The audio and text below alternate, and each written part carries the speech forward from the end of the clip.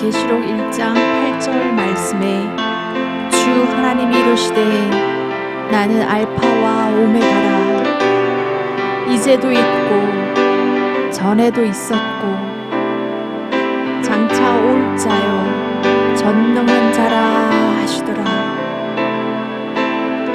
처음과 나중이 되신 창조자의 하나님, 우리 구원의 하나님을 찬양하십시다. 다시 이 땅에 왕으로 통치하실 왕의 하나님을 찬양하십시다. 전능하시고 말씀으로 온 세상을 다스리시는 능력의 하나님을 찬양하며 올려드리십시다. 그 하나님 앞에서 우리 다같이 예배드리며 기도드리시겠습니다. 아버지 하나님, 오늘도 예배드리는 자의 입술의 고백을 받아주시옵소서. 믿음의 고백을 받아주시옵소서. 여호와의 이름을 찬양하오니 이 시간 각자의 심령에 하나님의 임재로 충만히 채워주시옵소서. 창조자의 이름을 높이 올려드립니다. 구원의 이름, 심판의 이름을 높이 올려드립니다. 예배 처소에 왕으로 임재하시고 다스려 주시옵시고 통치하시고 역사하여 주시옵소서. 오직 우리들의 예배를 통하여서 우리 하나님만 홀로 영광 받아 주옵시기를 간절히 바라고 소원합니다. 요한복음 8장 47절 말씀에 하나님께 속한 자는 하나님의 말씀을 듣나니 너희가 듣지 아니함은 하나님께 속하지 아니하였음이라 말씀하셨습니다. 하나님의 말씀을 들을 수 있도록 저희들의 마음을 정결케 하여 주시옵소서. 하나님의 생명의 말씀을 사모하게 하여 주시옵소서. 이 시간 말씀을 사모하시면서 기도드리시겠습니다.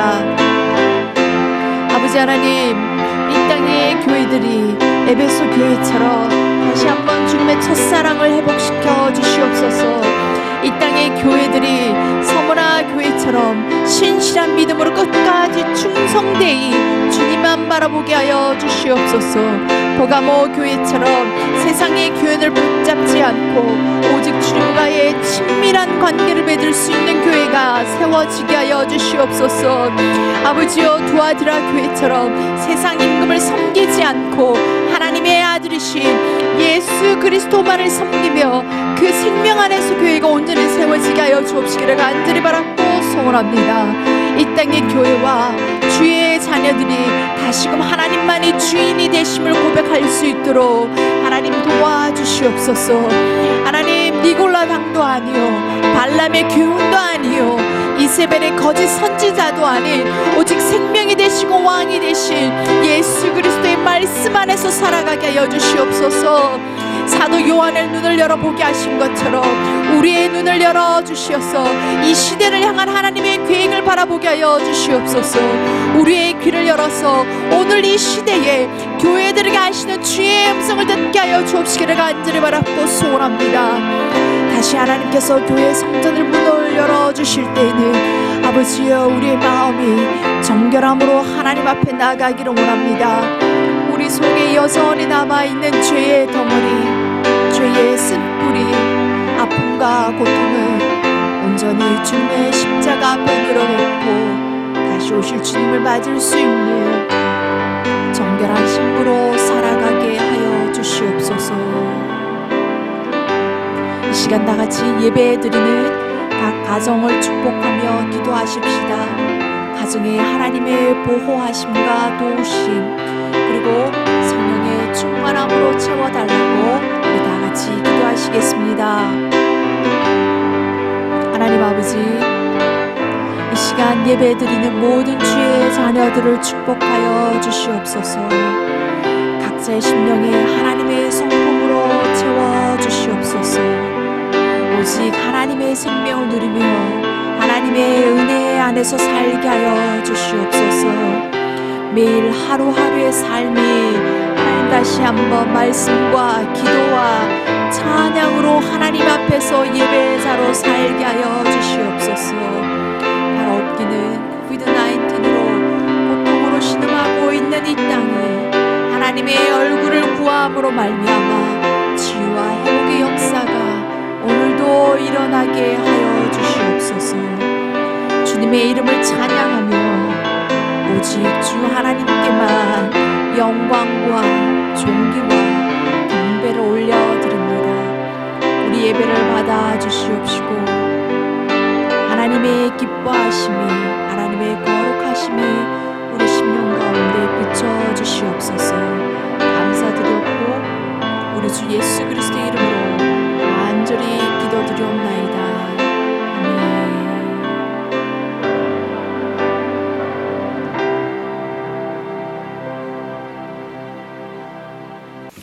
할렐루야. 오늘도 온라인으로 말씀 가운데 나오시는 여러분들을 주님 이름으로 환영하며 축복합니다. 여러분 어떻게 잘 살아 계십니까? 오늘은 생명에 대해서 함께 나누려고 합니다. 우리가 살아있음을 나누는 것입니다. 생명은 누구나 얻기를 원하는 것이고 또 알기를 원하는, 그래서 많이 다루는 주제입니다. 그런데 우리는 실상 생명이 무엇이냐 그러면은 정의하기가 쉽지가 않습니다.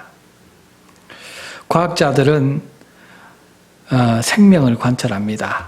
하지만 생명의 현상밖에 설명할 수가 없습니다. 가장 간단한 정의는 생명이란 살아있는 물질이라는 것입니다. 다시 말해서 어떤 물질이 자기 스스로 의지로 움직이는 것이 생명이라는 것입니다. 그래서 이런 가설을 세워놓고 이런 비슷한 현상을 물질이라든지 생물이라든지 이런 것에서 관찰하는 것입니다. 그래서 관찰된 것을 가지고 생명을 정의하는 것이죠. 화학적으로 생명이란 화학 성분들의 정기적인 충동의 집합체라고 합니다. 생물학적으로 보면은 박테리아 같은 원핵세포가 스스로 움직이는 것 같이 보이니까 거기서 생명의 시작을 찾습니다. 그래서 사람의 생명도 그렇게 번식하는 생물과 똑같다는 것입니다. 어떤 사람은 염색체에서 생명의 비밀을 찾아서 연구를 합니다. 이렇게 연구를 해서 생명의 현상을 정의를 하지만은 사실은 생명 자체가 무엇인지는 말하지 못하는 것입니다. 스스로 움직이게 모든 물체라든지 생물이라든지 이런 것들을 움직일 수 있게 도와주는 역할을 하는 것이 바로 과학입니다. 그러면은 의학은 어떻습니까? 의사들은 늘 생명체를 다루죠. 저와 여러분들을 다루잖아요. 의학적인 정의로 생명은 세 가지입니다. 뇌파가 움직이고 그리고 심장이 뛰고 호흡이 있으면은 그 사람은 살아 있습니다. 생명이 있습니다. 그런데 이런 생명의 현상은 말할 수 있을지 몰라도 생명이 무엇인지에 대해서는 정의를 하지 못합니다. 이와 같이 과학이든지 의학이든지 이 세상의 그 어떤 것이라도 생명의 현상은 관찰할 수 있고 도울 수는 있어요. 그런데 생명이 무엇인지 어떻게 살아가는지는 정의하지 못합니다. 그런데 오늘 성경은 정의할 수 있다는 거예요. 하나님은 성경을 통해서 생명을 정의하시는데 뭐라고 하십니까? 여호와 하나님이 바로 생명이시다 증거하시는 것입니다. 그래서 나에게 생명이 있다는 것은 무엇입니까? 하나님이 내 안에 사시는 게 생명이에요. 하나님이 내 안에 생명으로 사실 때 나에게 생명이 있는 것입니다.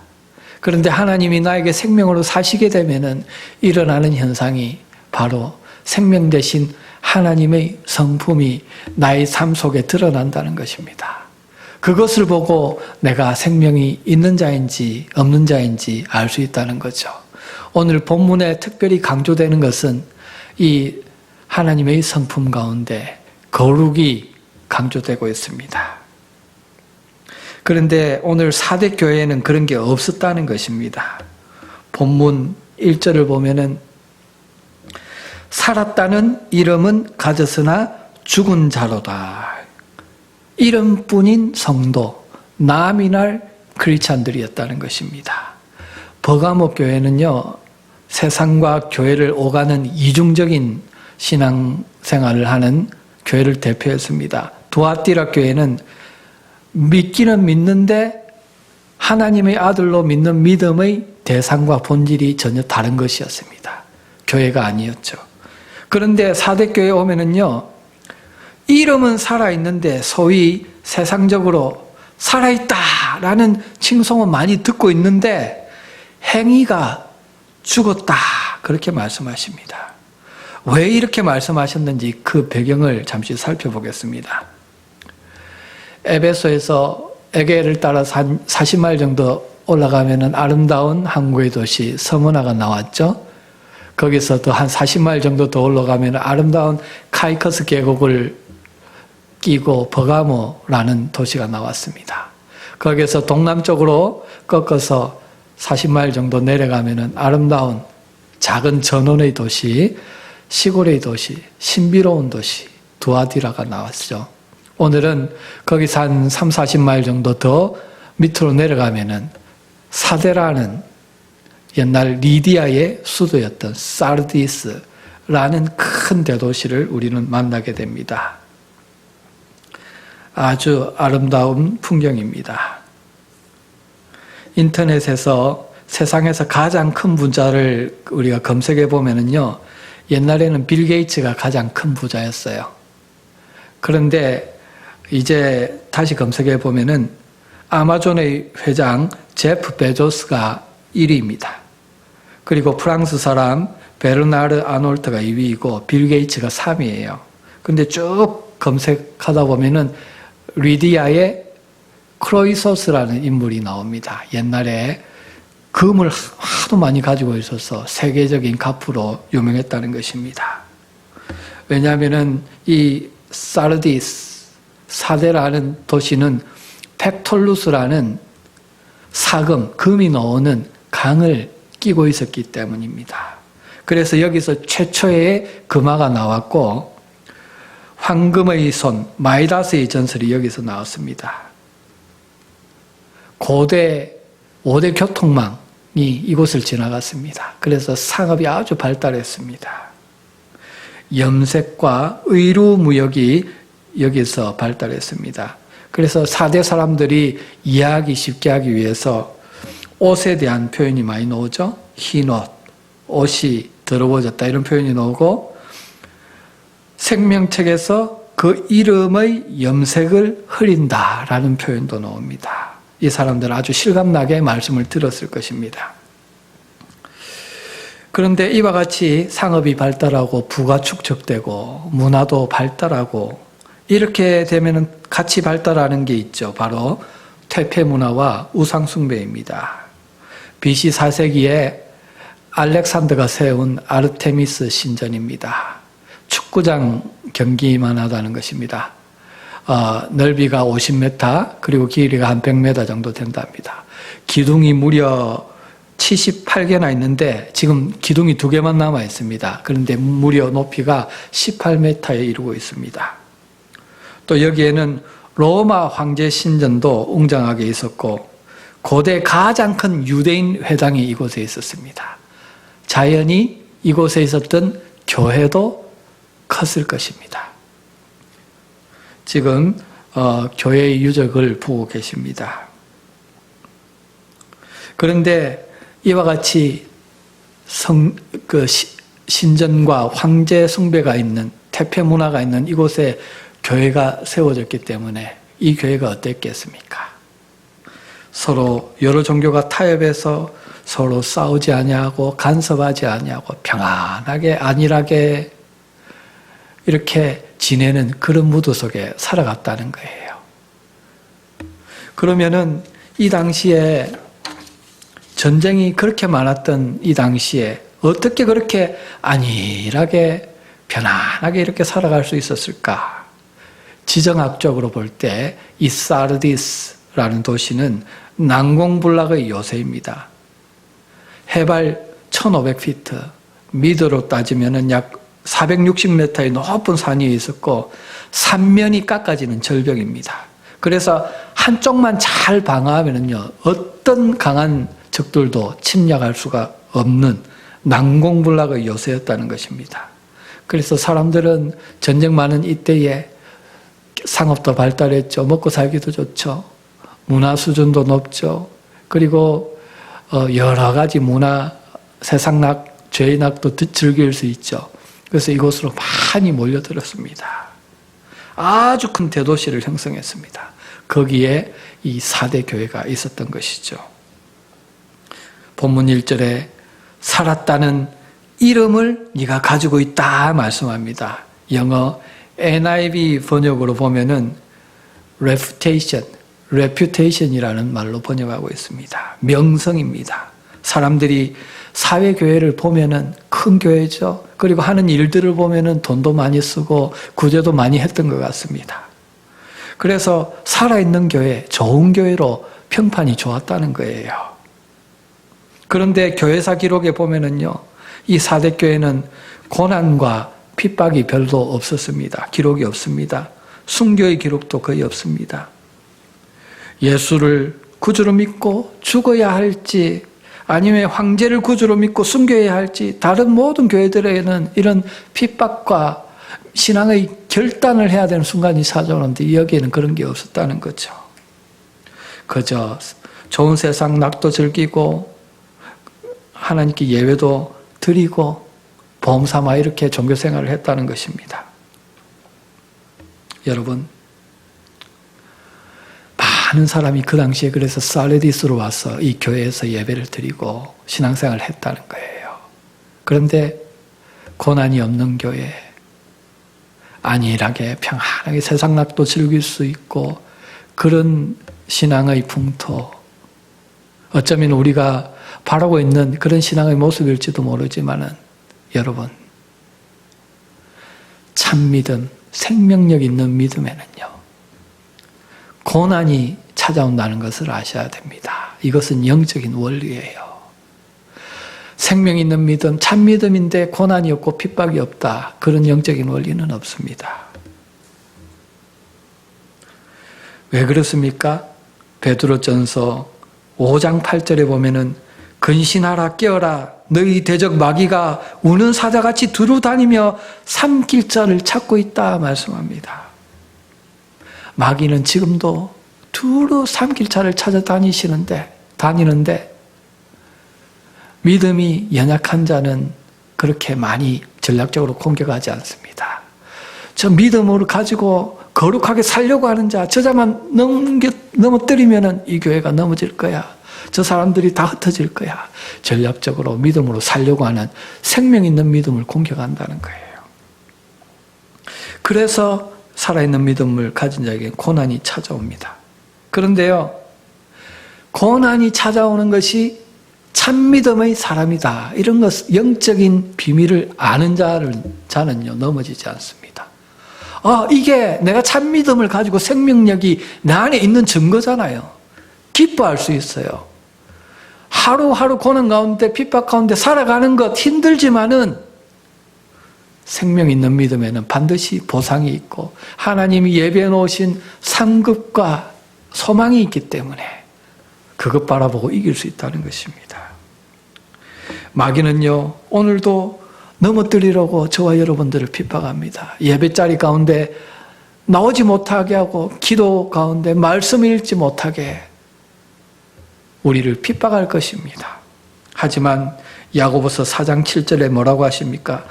마귀를 대적하라. 그리하면은 마귀가 피할 것이다 말합니다. 마귀가 우리가 무서워서 피할까요? 그렇지 않습니다. 우리 안에 누가 계십니까? 생명이 있는 자에게는 생명 대신 하나님이 살고 계시잖아요. 그래서 우리가 그 하나님의 약속을 붙들고 마귀에게 명령하고 선포했을 때에 마귀는 두려워서 피할 수밖에 없습니다. 하나님을 보고 우리 안에 사시는 하나님을 보고 도망갈 수밖에 없다는 것입니다.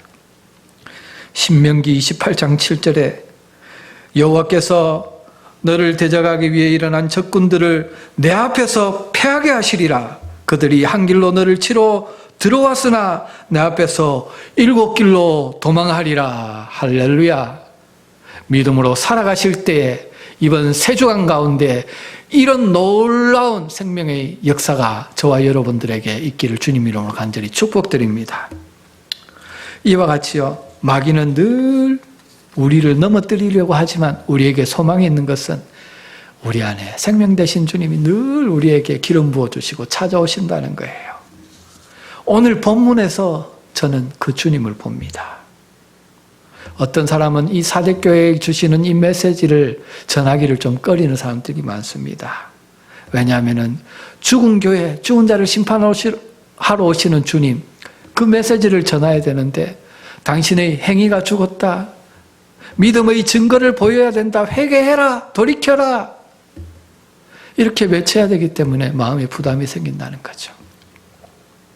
하지만은 오늘 저는 이 본문에서요, 심판하러 오시는 주님이 아니라 나를 살리려고 임하시는 주님, 그 주님을 보고 그 주님을 만난다는 거예요. 그래서 그 주님에 대한 감격과 기대가 있습니다. 늘 내 힘과 성품으로 싸우다가 깨어지고 자빠지고 낙심되고 주저앉을 수밖에 없는 저에게, 지난주도 작은 싸움에서 늘 이렇게 패배를 경험했었던 저에게 주님은 찾아오십니다. 오늘도 말씀 가운데, 예배 가운데 찾아오시며 다시 일어나서 싸워라, 내가 생명으로 함께 해주시겠다는 겁니다. 그 주님께서 하나님의 7 영을 가지고 임하셨습니다. 여러분, 하나님의 7 영이 어떤 영입니까? 우리의 모든 것들을 살피고 아시는 주님, 헤아리 아시는 주님, 그리고 죽어가는 것도 보시는 주님. 하나님의 7 영은요, 감찰하시는 하나님도 되지만은 살리시는 생명의 영도 돼요. 그 생명의 영으로 임하시는 그 주님을 봅니다. 왜 오셨습니까? 저를 살리기 위해 오셨습니다.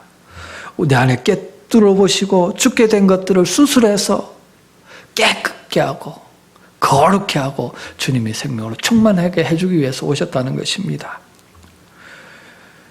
그래서 본문 2절 상반절에 뭐라 그러십니까? 너는 일깨워 그 남은 바 죽게 된 것을 굳게 하라, 이렇게 말씀합니다. 주님께서는 우리 안에 죽은 것, 잘못된 것도 다 아시면서 늘 찾아오시면 한결같죠. 긍정적인 것을 보십니다. 무엇을 살려야 되고 무엇을 회복시켜야 되는지를 보시고 아신다 그러시고 살려라, 굳게 하라 말씀하시는 것입니다.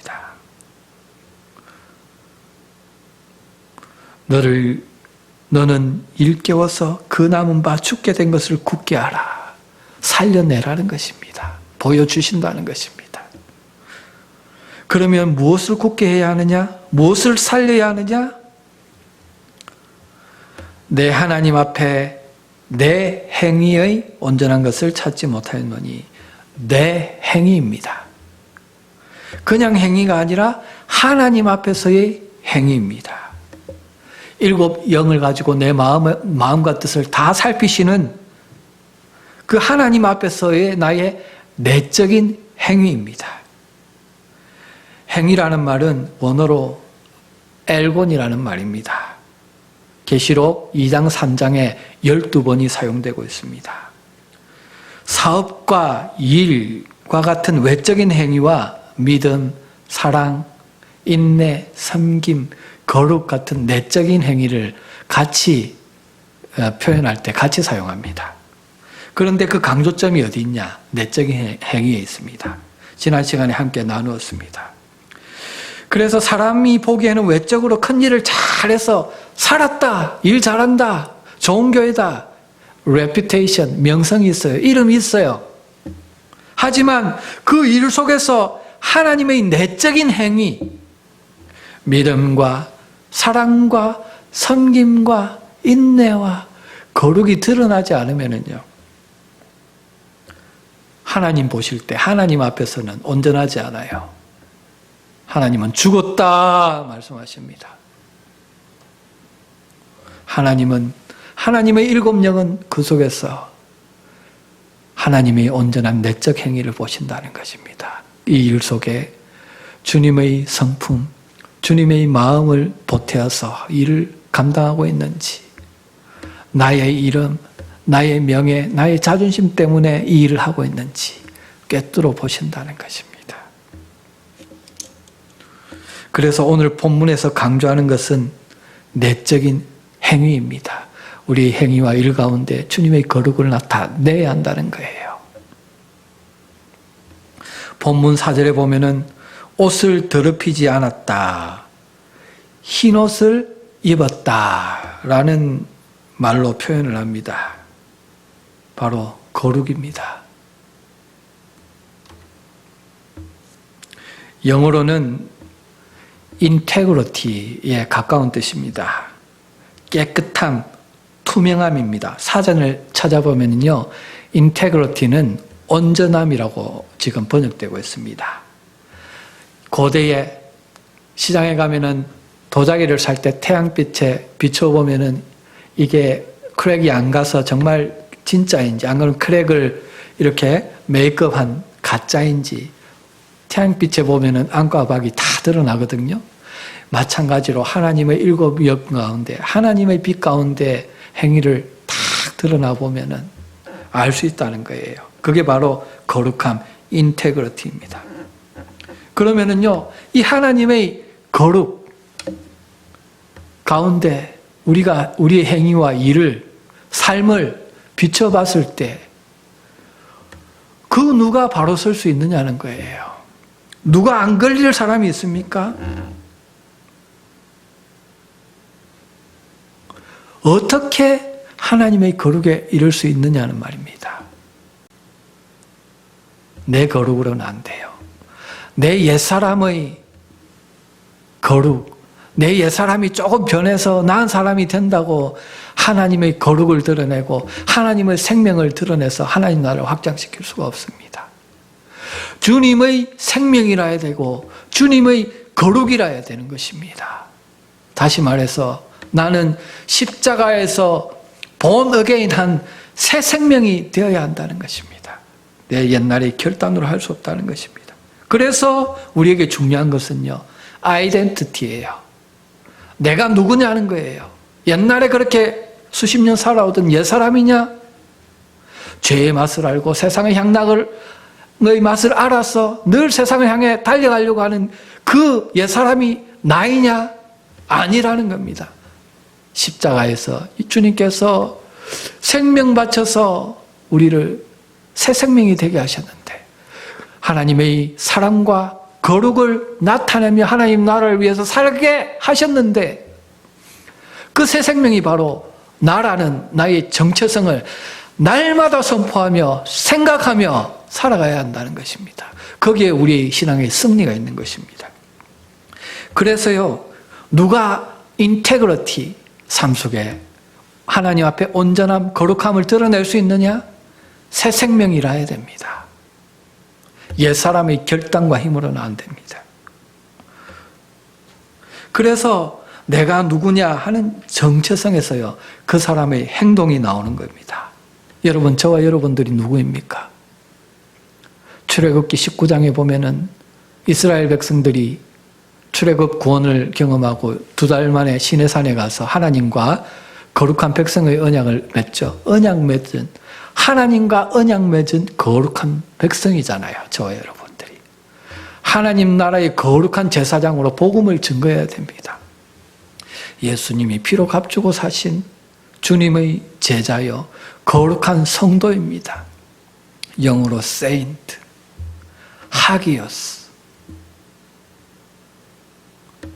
내가 거룩한 성도라는 사람은요, 성도라는 것을 아는 사람은요, 함부로 말하지 않습니다. 함부로 행동하지 않습니다. 자기가 행한 것도 행여나 하나님께 누가 될까 뒤돌아봅니다. 왜? 하나님이 내 안에 사시잖아요. 내가 욕을 먹으면 내 안에 계신 하나님이 욕을 먹어요.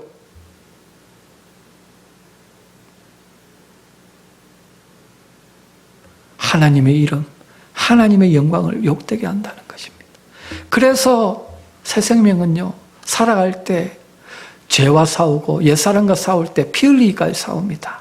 하나님의 거룩을 삶 속에 드러내려고, 나의 일 가운데 드러내려고, 인간의 관계 가운데 드러내려고 애를 씁니다. 그래야 하나님이 영광을 받으시니까 새 생명 가운데 복음과 하나님 나라를 위해서 살아가는 것이니까 그렇게 살아간다는 거예요. 사랑하는 여러분, 모세, 그 위대한 이스라엘의 지도자 모세가 40년 동안 일을 열심히 잘했어요. 그 말 안 듣는 백성들을 수백만을 이끌고 가나안 땅 앞까지 인도하지 않습니까? 그 마지막에 호르산 앞에서, 그런데 모세는 가나안 땅을 바라보면서 들어가지도 못합니다. 왜 그랬나? 주님께서 말씀하십니다. 신명기 32장 51절에 무리바 물가에서 네가 나의 거룩함을 나타내지 아니한 영혼이라. 나의 거룩함을 일 속에 나타내지 않았기 때문이다. 그럽니다. 하나님 일을 죽도록 해도 내가 그 일 가운데 하나님의 거룩함을 나타내지 않으면요, 하나님의 성품을 나타내지 않으면요, 내가 한 그 수고의 열매를 보지 못한다는 거예요. 하나님은 정확한 분이세요. 40년 전에 모세가 한 일도 지금 물으시잖아요. 우리가 하나님 일을 감당할 때요, 그래서 정말 명심해야 됩니다. 나의 옛사람 성품이 드러나지 않게, 내 속에 사시는 생명 되신 하나님의 성품과 사랑이 드러나게 정말 노력을 해야 돼요. 피 흘리기까지 싸워야 해요. 사실은 저도 소시적에 운동을 했기 때문에 혈기가 있습니다. 운전할 때도 막 올라옵니다. 그리고 좀 강한 사람들을 만나면 한 번씩 올라오려고 할 때가 있어요. 저는 막 참습니다. 그리고 그 사람들을 사랑하려고 노력을 하는데 잘 안 될 때가 있습니다. 이만큼 새 생명 가운데 살게 하신 것도 주님의 은혜입니다. 여러분, 우리 가정에서 삶 가운데에 이와 같이 우리에게는 내적인 영적인 전쟁이 있다는 거예요. 나의 옛사람의 성품이 드러날 것인지, 하나님의 창조한 새 생명의 성품, 주님의 거룩한 성품이 드러날 것인지, 그 영적인 전쟁이 있다는 것입니다. 주님은 우리 가운데 그 하나님의 거룩함, 하나님의 성품이 드러나기를 원하십니다. 우리의 행위와 삶 속에 그것이 드러나기를 원하시는 거예요. 그래서 뭐라 그러십니까? 3절에서 회개하라 말씀하십니다. 회개란 무엇입니까? 지키는 것입니다. 지키려면 어떻게 해야 됩니까? 생각해야 됩니다. 생각을 해야 지킬 수 있고, 생각하고 지키는 것이 회개입니다. 그냥 매일 와서 잘못했습니다, 잘못했습니다 했던 행위만 자꾸 하는 것이 아니라, 회개란 생각하고 지키는 것입니다. 왜 그러십니까? 회개라는 것은 하나님께로 내가 돌아가는 것이기 때문입니다. 생명 대신 하나님께로, 하나님의 앞에 온전함으로 돌아가는 것이기 때문에 그렇습니다. 여러분, 그래서 신앙생활에서 정말 중요한 것이 바로 생각하는 것입니다. 이 귀한 복음을 내가 어떻게 받고 어떻게 들었는지를 생각해야 됩니다. 어떻게 받았습니까? 근본 하나님이신 예수 그리스도께서 이 땅에 육신을 입고 오셨잖아요. 십자가를 위해서 피를 흘리셨잖아요. 그래서 저와 여러분을 살리셨잖아요. 그렇게 받았어요. 사랑은 여기에 있으니 우리가 하나님을 먼저 사랑하는 것이 아니라 하나님께서 우리를 사랑하사 그 독생자를 우리에게 보내셨다 그랬습니다. 하나님이 이처럼 세상을 사랑하사 독생자를 주셨다. 그렇게 받은 거예요. 그리고 우리 믿음의 선배들이요, 자기 생명 바치고 전 재산을 다 바치고 해서 믿음의 피를 뿌려서 복음이 열방까지 증거되면서 옛날에 하나님과 원수였고 죄인이었고 연약했던 저와 여러분들도 하나님의 자녀가 될 수 있었다는 겁니다. 그렇게 고귀한 피로 우리가 이 복음을 받았어요. 그래서 귀한 하나님의 자녀가 되었습니다. 거룩한 하나님의 성도가 되었어요. 그 사랑과 헌신을 생각하라는 것입니다. 자신의 거룩한 정체성을 생각하라는 것입니다. 그러면은요, 여러분 지킬 수 있어요. 생각하면은 내 마음을 지킬 수 있다는 거예요. 내 마음을 지키면은요, 내 말과 행동도 지킬 수 있는 것입니다. 아이덴티티에서 인테그리티가 나타난다는 겁니다. 나의 정체성에서 나의 거룩한 삶이 나타난다는 거예요. 본문 4절에 보시면요.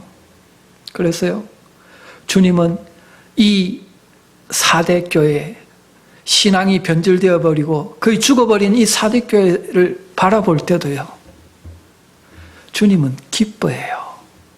잠잠히 기뻐하는, 그 기뻐하시는 주님의 모습을 저는 4절에서 봅니다. 오늘 이 교회에 그 옷을 더럽히지 아니한 자 몇이 아직도 남아있다는 겁니다. 이 어려운 가운데서도 하나님의 거룩을 드러내려고 하고 믿음을 드러내려고 하고 하나님의 사랑을 드러내려고 하고 믿음으로 끝까지 하나님 나라와 복음을 위해서 살려고 하는 그 저와 여러분들을 바라보시며 그 남은 자를 바라보시며 주님 기뻐하십니다. 아직도 여기에 몇 안 되는 자, 그렇지만은 옷을 더럽히지 아니한 자들이 남아있다는 거예요. 그 자들은 흰옷을 입고 육신을 벗어 나와 영원히 함께 다니게 될 것이다. 왜? 그들은 합당한 자라는 거예요. 할렐루야. 오늘 저와 여러분들이 주님이 기뻐하시고 마음속에 품고 있는 이 기쁨이 되기를 주님 이름으로 간절히 축복드립니다. 그래서 이 약속을 축복으로 주십니다. 본문 5절입니다.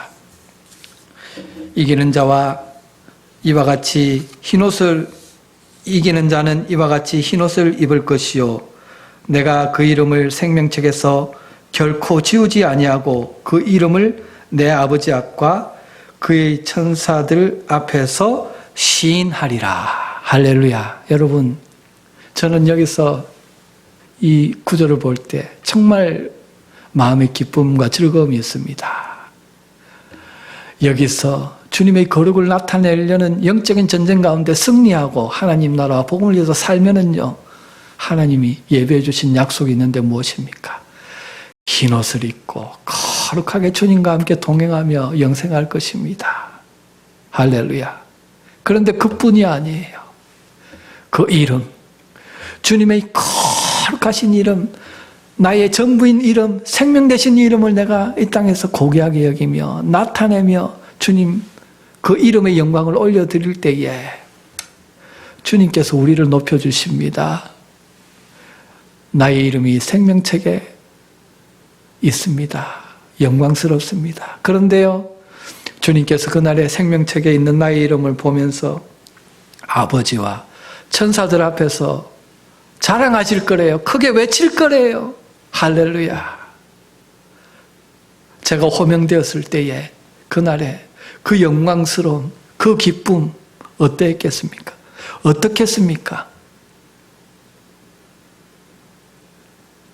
상상만 해도 어떻게 이런 일이 있을 수 있을까? 그런데 주님의 말씀이잖아요. 약속이잖아요. 반드시 이것이 우리 앞에 실상으로 펼쳐질 줄로 믿습니다. 그 기쁨을 소망으로 가지고 믿음의 전쟁을 하라는 겁니다. 그 주님은 그때 크게 외치면서 우리를 기뻐하며 우리를 자랑하시겠지만 지금은 아직도 이 교회에 옷을 더럽히지 아니한 자 몇 명이 있다. 나와 함께 흰 옷을 입고 다닐 것이다. 여기서 주님이 우리를 잠잠히 사랑하는 그 잠잠한 사랑을 저는 본다는 것입니다. 스바냐 3장 17절에 너희 하나님 여호와가 너희 가운데 계시니 그는 구원을 베푸실 전능자시라. 그가 너로 인하여 기쁨을 이기지 못하여 하시며 너를 잠잠히 사랑하시며 너로 인하여 즐거이 부르며 기뻐하시리라. 기쁨을 이기지 못하시는데 그걸 참으시며 잠잠히 사랑하시는 주님. 그날 재림의 날 혼인잔치를 기다리시는 주님. 그 주님의 모습을 저는 봅니다. 주님께서 그 승리의 날을 위해서 서프라이즈로 준비하고 계신 것입니다. 여러분, 저와 여러분에게는 이와 같이 약속된 소망의 날, 축복의 날이 기다리고 있다는 것입니다. 그러므로 자신이 늘 거룩한 성도임을 잊지 마시고 살아가는 은혜가 있기를 바랍니다. 약속된 소망을 바라보며 즐거움과 기쁨 가운데 이 땅에서 죄악과 나의 옛사람과 피 흘리기까지 싸우고 승리하는 은혜가 있기를 바랍니다. 오늘 말씀을 정리하기를 원합니다. 사대교회는 하나님 앞에 죽은 교회였습니다. 잃어버린 것이 있었습니다. 흰옷이라고 말하기도 하고 거룩이라고도 말하기도 합니다. 성도라는 이름이고 신부라는 이름이기도 합니다. 오늘 저와 여러분들은 하나님 앞에 혹시 잃어버린 것, 죽어가고 있는 것이 있습니까? 하나님 앞에 온전하지 못한 것이 우리 삶과 우리 일 가운데 드러나는 것이 있습니까? 그것이 혹시 하나님의 거룩은 아닙니까? 그러면은 이런 하나님의 거룩한 이름을, 하나님의 거룩을 어떻게 우리가 회복하고 되찾을 수 있을까요? 저는 그 길 중에 한 가지가 말씀이라고 봅니다. 말씀 가운데 주님이 늘 말씀하시고 말씀의 검으로 그것을 도려내게 하시고 다시 살려내는 은혜가 있죠. 그렇죠? 말씀 가운데. 그런데 한 가지 더가 있죠. 기도입니다. 그렇죠? 기독교가 당신을 실망시켰다면 이라는 책이 있습니다. 여기서 지난 19일에 암투병 끝에 소천하시는 제크 라이어스 박사님이 쓰셨는데 그 책 6장에서 기도의 능력을 말합니다. 그러면서 박사님은 자기가 하나님께 받은 그 깨달음을 우리에게 나누고 있습니다. 이것으로 오늘 결론을 대신하려고 합니다. 기도는 하나님과의 대화라고 들었다. 그런데 요즘 들어 기도는 그 이상이라는 생각이 든다. 어쩌면은 기도는 우리 구원의 목적 같은 것이리라. 하나님은 내가 그분을 놓아둔 바로 그 자리에 계신다. 그래서 기도란 응답의 힘만 믿고 신뢰하는 것이 아니다. 기도란 기도를 들으시는 그 하나님을 믿고 신뢰하는 것이다. 그러므로 기도에 응답이 없을지라도 기도는 그런 사람을 지탱해 준다. 왜냐하면 기도를 통해서 신실하신 하나님과 늘 함께 살기 때문이다. 사랑하는 여러분, 이와 같이 말씀과 기도의 삶을 통해서 한 주간 주님과 생명 되시는 주님과 동거하시는 은혜가 있기를 바랍니다.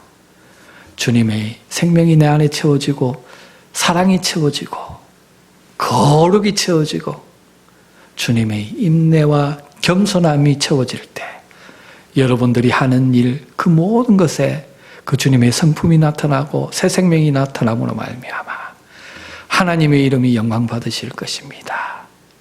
사람 앞에뿐만 아니라 하나님 앞에 영광되고 주님이 아시는 복된 영광스러운 그런 이름을 갖게 될 줄로 믿습니다. 이런 은혜가 한 주간, 세 주간 여러분의 마음과 삶과 성품과 하는 모든 일 가운데 충만히 드러나므로 하나님이 영광 받으시는 그런 한 주 되시기를 주님 이름으로 간절히 축복드립니다.